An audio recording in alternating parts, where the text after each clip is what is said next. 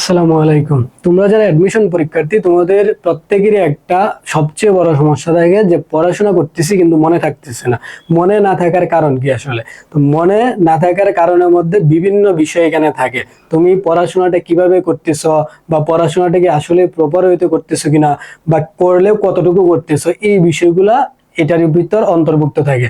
তো অনেকের পড়াশোনা মনে না থাকার কারণ হচ্ছে, প্রথম কথা হচ্ছে তুমি যে পড়াশোনাটা করতেছো ওই পড়াশোনাটায় তুমি পূর্ণ মনোযোগ নাই। প্রথম কথা হচ্ছে এটাই, পড়াশোনা মনে না থাকার ক্ষেত্রে তোমার পূর্ণ মনোযোগ নাই। তো পূর্ণ মনোযোগ না থাকলে তোমার কি হইতেছে, এখানে পড়াশোনাটা তুমি না বুঝে পড়তেছো, জাস্ট মানে উপরে পড়ে চলে যাইতেছো। তো এই যে উপরে পড়ে চলে যাওয়া বা না বুঝে পড়ে চলে যাওয়া, এটা যদি করো তখন কি তোমার মনে থাকবে?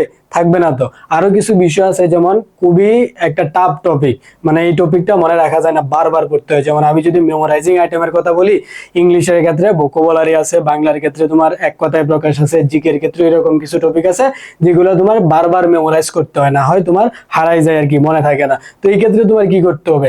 এই টপিকগুলো মনে রাখার একটাই উপায়, প্রথম হচ্ছে তোমার বুঝে বুঝে পড়তে হবে, তারপর হচ্ছে তুমি খাতায় লিখে পড়ো।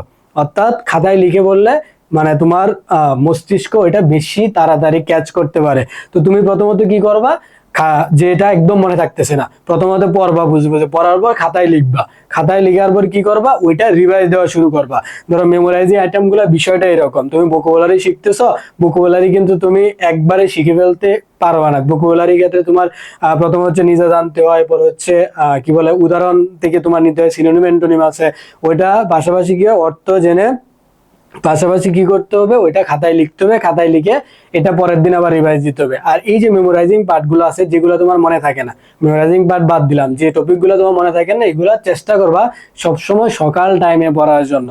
সকাল টাইম বলতে, সকাল টাইমে যেহেতু তোমার পরিবেশটা একটু ফ্রেশ থাকে, মন মাইন্ডও তোমার খুব ভালো থাকবে, ওই টাইমে বললে তোমার মাথায় বলা যায় একটু বেশি ভালো ঢুকবে আর কি।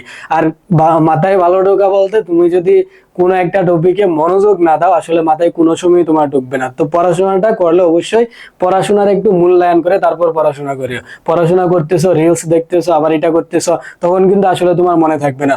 তো পড়াশোনার ক্ষেত্রে প্রথম কথা হচ্ছে কি, মনে থাকে না কারণ কি, প্রথমে মনোযোগ দিতেছো না, পরে হচ্ছে তুমি ওই পড়াশোনা যেটা মনোযোগ দিতেছো না, এটাতে আবার কি করতেছো, যেটা বুঝতেছো না ওইটা স্কিপ করে চলে যাইতেছো, যেটা পরে পড়বো রেখে দিই। তো অনেক ক্ষেত্রে এরকম হয় যে আমি এই বিষয়টা পারতেছি না, থাক এটা থাকুক, এটা আমি পরে পড়বো, যেগুলো সহজ এগুলো পরে ফেলবো। এই যে তুমি কি বলে এটা ফাঁকি দিলা, এই ফাঁকি তোমার আজীবন থেকে যাবে। এই ফাঁকি ফাঁকি দিতে দিতে দেখবা তোমার পড়াশোনায় হয় নাই। তো এটা হচ্ছে মনোযোগ দিয়ে পড়াশোনাটা করা, ওইটার উপর শ্রম দিবা। শ্রম দেওয়ার পাশাপাশি আরেকটা বিষয় করতে পারো, এটা হচ্ছে বারবার রিভাইজ দেওয়া। রিভাইজ দেওয়ার উপরে আসলে কিছু নাই, যে টপিক গুলা বললাম যে তোমার মনে থাকতেছেই না, বারবার পড়বা, ওইগুলা বারবার পড়ে রিভাইজ দেওয়া। তাও যদি মনে না থাকে কি করবা, লিখবা, লিখে লিখে পড়বা। তাও যদি মনে না থাকে কি করবা, ধরো জিকের একটা টপিক আছে, ওইগুলা অনলাইন বলো বা হচ্ছে গুগল বলো, ওইখানে সার্চ দিয়ে ওই টপিকের উপর কোনো ম্যাপ থাকলে দেখলা, বা হচ্ছে ওই টপিকের উপর যদি অন্য কোনো ভিডিও থাকে ওইটা দেখলা। অর্থাৎ তুমি যেভাবে পারো তোমার মস্তিষ্কে কোনভাবে নিতে চাইতেছো ওইভাবে নেওয়ার চেষ্টা করবা। আশা করি তুমি যখন মনোযোগ দিয়ে পড়াশোনা করবা ওই টপিকটা তোমার ক্লিয়ার হয়ে যাবে। আর যদি তুমি ওই পূর্ণ মনোযোগটা না দিতে পারো, তখন ওই ক্ষেত্রে সমস্যাটা হয়। তো সবসময় চেষ্টা করো পড়াশোনার ক্ষেত্রে একটা বিষয়, মানুষ এক বলে না যে সব বিষয় একসাথে আসলে হয় না। তো তুমি যখন পড়াশোনা করবা, যাতে পড়াশোনাতেই তোমার সবটা বিষয় থাকে। অর্থাৎ পড়াশোনা করতেছি মানে পড়াশোনা, এর পাশাপাশি অন্য কোনো কিছু দরকার না, না ফোন না অন্য কিছু, কোনো কিছুই না, জাস্ট ফোকাস কোন দিকে, পড়াশোনার দিকে। তো এইটা হচ্ছে মূলত বিষয়। তো যারা তোমার পড়াশোনা মনে থাকে না, অ্যাডমিশনে বলো বা হচ্ছে বারবার পড়লেও পড়াশোনা মনে থাকতেছে না, তো প্রথমত কি করবে, তোমরা পড়াশোনা করতেছো, প্রথমত একটু কম মনে থাকবে, বেশি বেশি পড়ে যাবা। তার মানে মনে থাকতেছে না দিকে পড়বা না এরকম না, তুমি পড়ে যাবা। ধরো হুটহাট অনেক কিছু মনে নাই থাকতে পারে, একবার দেখা গেছে তোমার মস্তিষ্ক যে বিষয়টা, মস্তিষ্কের ধারণ ক্ষমতা, তুমি একটা জিনিস আজকে শিখলা, এটা তোমার কালকে বা পরশু দিনের মধ্যে 30% 40% চলে যায়। চলে যায় মানে থাকে না, আমাদের মস্তিষ্কটা এরকম।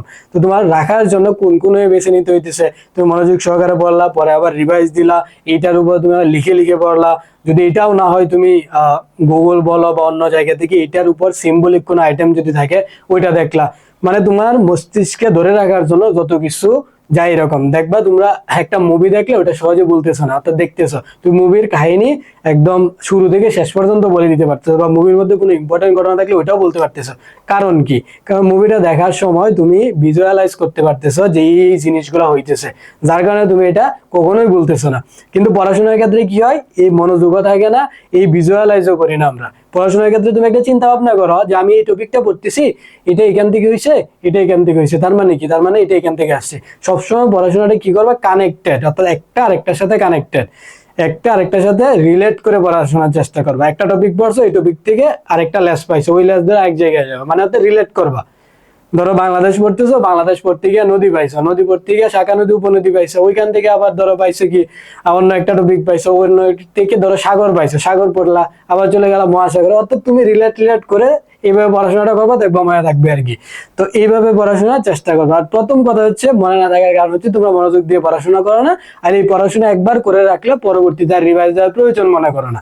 তো এটা কখনোই করা যাবে না। একবার বর্ষ বিষয়টা ধরো 30% বা 40% তোমার মাথায় ঢুকছে, পরবর্তীতে আবার শুরু করো, আবার রিভাইজ দাও, আবার এটা নিয়ে অ্যানালাইসিস করো, অ্যানালাইসিস করে দেখো তোমার কোন কোন জায়গায় ভুল ছিল বা কোন বিষয়ে তোমার ল্যাকিংস ছিল, ওইটা আইডেন্টিফাই করে শুরু করো, আবার সমস্যা নাই। তো তো এটা মূলত হচ্ছে বিষয়, যারা পড়াশোনা করতেছ বা হচ্ছে মনোযোগ থাকতেছে না বা মনে থাকে না, এরকমের বিষয় হইলে তোমরা এই জিনিসগুলো আসলে করতে পারো।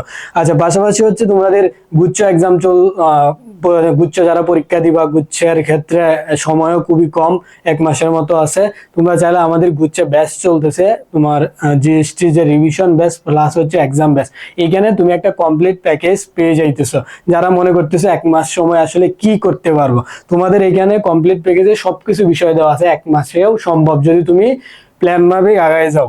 তো এখানে তোমার 2300 মার্কের একটা পরীক্ষা হইতেছে, তুমি এখানে ক্লাস পাইতেছ, পরে হচ্ছে তোমার এখানে সাম্প্রতিক জিকের পিডিএফ পাইতেছো, এই বিষয়গুলো পাইতেছো, এবং সবগুলা টপিকের উপর টপিক বাই টপিক এক্সাম পাইতেছো, অর্থাৎ 2300 মার্কের 23টা এক্সাম। ওই এক্সামগুলো দিলে আসলে তুমি নিজেদের সুন্দরভাবে যাচাই করে নিতে পারবা, বা হচ্ছে তোমার কোথায় ল্যাকিংস আছে এই বিষয়গুলো তোমার ক্লিয়ার হয়ে যাবে। তুমি 1 মাস বা 1.5 মাসেও গুচ্ছে প্রিপারেশন নেওয়া যায়, এমন বিষয় না তো যে তুমি অ্যাডমিশন পরীক্ষায় প্রথম পরীক্ষা গুচ্ছ দিতেছো। তুমি তো অ্যাডমিশনের জন্য অন্যান্য বিশ্ববিদ্যালয়ে পড়াশোনা করছো, পড়াশোনা করার সময় অন্যান্য টপিকগুলো সম্পর্কেও তোমার আইডিয়া আছে, তো ওইগুলাতে এখন রিভাইজ দিয়ে নতুন করে পড়লে হইতেছে। যেগুলা তুমি পারতেছো না বা তোমার একদম কঠিন যেগুলা বিষয় ছিল, এগুলো হচ্ছে তোমার ল্যাকিংস, এই ল্যাকিংস গুলো এখন দূর করলে হইতেছে।